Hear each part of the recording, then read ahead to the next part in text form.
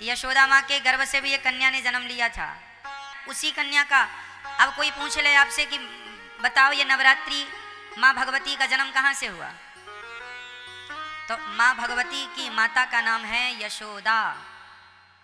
जब देवकी माता ने कृष्ण को जन्म दिया, उस समय यशोदा माँ ने भी एक कन्या को जन्म दिया था। अदला बदली हो गई, देवकी के बेटे को यशोदा के पास छोड़ दिया और यशोदा की बिटिया को कंस ने पत्थर पर पटकना चाहा।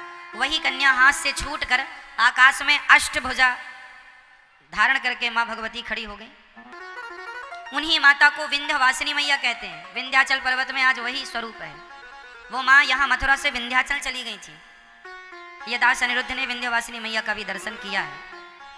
भगवान ने कहा देवी जाओ, मैं जन्म लेने वाला हूँ, तुम भी जन्म लो, तुम्हें 9 नाम से लोग जानेंगे पहचानेंगे। वही विंध्यवासिनी मैया को, वही दुर्गा को, वही शक्ति को आज नवरात्रि के नाम से 9 देवियों के नाम से पुकारा जाता है। वही ये माँ यशोदा की बेटी है।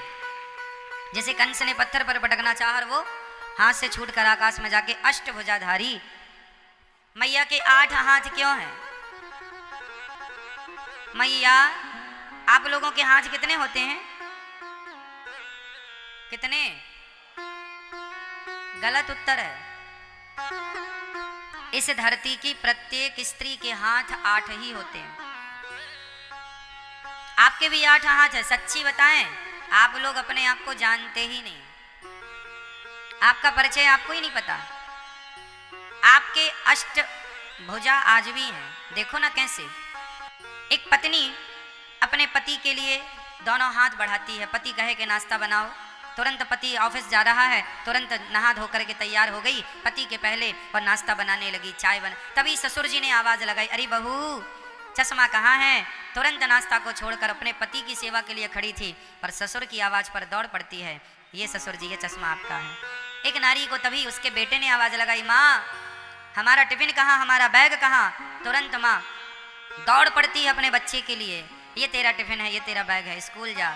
उसी समय बच्चे को स्कूल भेज रही है, उसी समय पति को दफ्तर भेज रही है, उसी समय ससुर जी को चश्मे और चाय की जरूरत पड़ी तो चाय भी बना रही है। एक समय में 4 काम कर लेती है स्त्री, इसलिए 4 काम करने वाली 8 हाथ से वो काम करती है। पूरे गृहस्थी की जिम्मेदारी इन 2 हाथों से थोड़ी होती है। आपके अनेक हाथ हैं।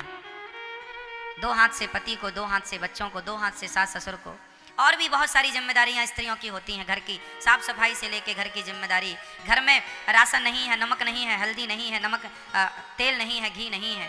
पुरुष को इसकी कोई जानकारी नहीं होती कि घर में शक्कर है, पत्ती है या नहीं। नारी इसका पूरा ख्याल रखती है और ख़त्म होने के पहले इसकी तैयारी करती है कि ख़त्म हो जाएगी तभी नहीं, उसके पहले बुला के रखवा लेती है, क्योंकि ख़त्म हो गई तभी कोई मेहमान आया तो मतलब वो हर क्षण हर जगह उसका ध्यान है, हर जगह उसका हाथ है। इसलिए प्रत्येक स्त्री 8 भुजाधारी, स्त्री के 8 हाथ, अष्टभुजाधारी। और बैठी किस पर है? अच्छा 8 हाथ इसलिए भी हैं स्त्री के, अर्थात माता रानी के। कई लोग कहते हैं ये दुर्गा मैया के 8 हाथ क्यों हैं? अरे भाई दुर्गा मैया के 8 हाथ इसलिए हैं क्योंकि दुर्गा माँ माँ है। किस किस की माँ है? माँ सबकी माँ है। 4 बच्चों की। दुर्गा मैया के 4 बेटे हैं। माँ भगवती के कितने बेटे हैं? दुर्गा मतलब लक्ष्मी, दुर्गा मतलब पार्वती, कुछ भी शक्ति एक है, श्री मतलब लक्ष्मी, ठीक है। तो माता जी के हम 4 बेटे हैं। माता जी के हम 4 बेटे हैं। हम कितने भाई हैं? 4 भाई। कौन कौन से भाई? पहला भाई ब्राह्मण, फिर क्षत्रिय, फिर वैश्य, फिर शूद्र। हम 4 भाई हैं। 4 भाइयों में बड़े भाई कौन? ब्राह्मण, फिर क्षत्रिय, फिर वैश्य, फिर शूद्र।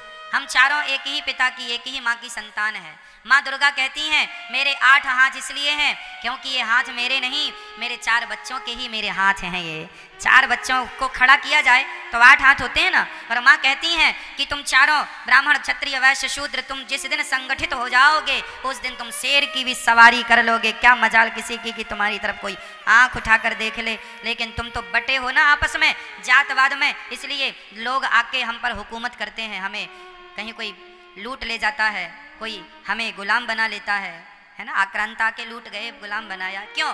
क्योंकि हम लोगों को आपस में लड़ने की बीमारी है।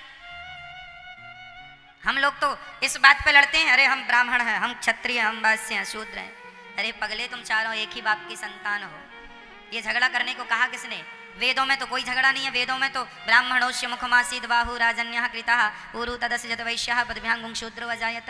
एक ही वेद में एक ही जगह पर चारों की उत्पत्ति बताई है, एक से श्रीमन्नारायण से ब्राह्मण क्षत्रिय वैश्य शूद्र, हम चारों एक हैं। कोई छुआछूत हमारे भारत में नहीं है, लेकिन आज के कुछ मूर्ख लोग छुआछूत की भावना भी रखते हैं। क्या भगवान श्री राम ने छुआछूत रखी शबरी माता से? शबरी माता भी तो कोल भीलों की बेटी हैं। क्या राम जी ने छुआछूत रखा?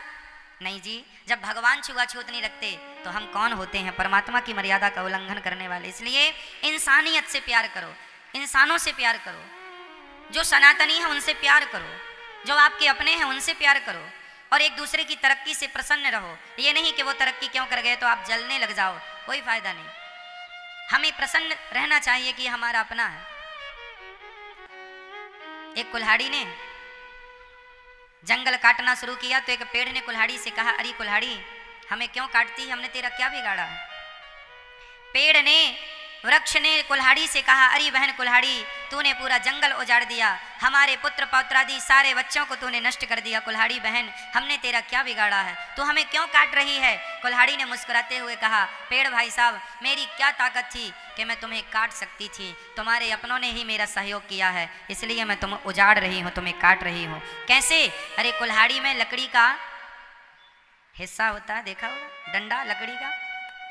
अरे जंगलों को काटने का किस्सा ही ना होता यदि कुल्हाड़ी के पीछे लकड़ी का हिस्सा ना होता। क्या बताएं, अपनों ने लूटा है हमें, गैरों में कहाँ दम था, मेरी कश्ती तो वहां डूबी जहां पानी कम था।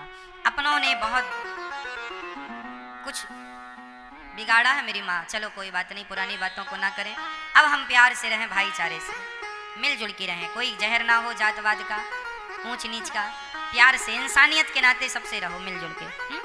चलिए ठीक है। तो माँ भगवती कहती हैं, तुम चारों जिस दिन एक, रामचरितमानस में भी ये बात लिखी है, जहाँ सुमति तहाँ संपत्ति नाना, जहाँ कुमति तहाँ विपत्ति निदाना।